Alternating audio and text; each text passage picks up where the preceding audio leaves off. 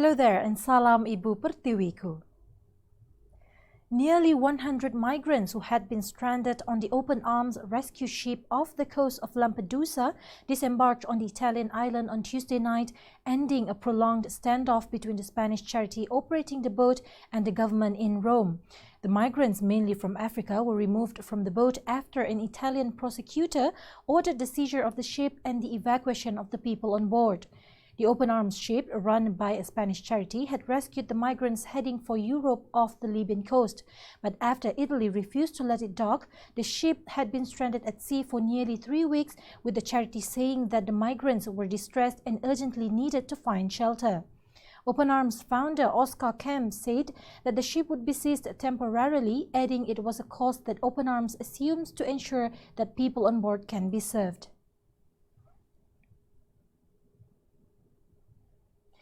At least 2,300 people, mostly young men, have been detained in Indian-administered Kashmir during a security lockdown and communications blackout imposed to curtail unrest after New Delhi stripped the disputed region of statehood.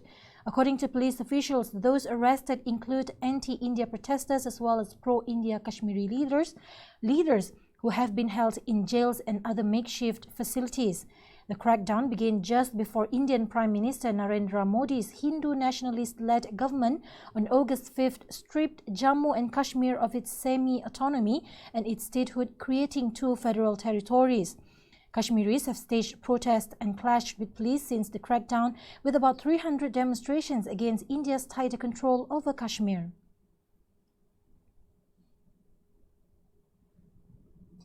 The European Union, EU, on Tuesday rebuffed Prime Minister Boris Johnson's demand that it reopen the Brexit divorce deal, saying Britain had failed to propose any realistic alternative to an agreed insurance policy for the Irish border. After more than 3 years of Brexit crisis, the United Kingdom is heading towards a showdown with the EU, as Johnson had vowed to leave the bloc on October 31st without a deal unless it agrees to renegotiate the divorce terms. In his opening bid to the EU, Johnson wrote a 4-page letter to European Council President Donald Tusk asking to axe the Irish border backstop. He proposed the backstop to be part of the withdrawal agreement that then Prime Minister Theresa May agreed last year, to be replaced with a commitment to implement alternative arrangements as part of a deal on the post-Brexit relationship. And that is all for now. I'm Shira Abang Manso for TV Sarawak, anytime, anywhere.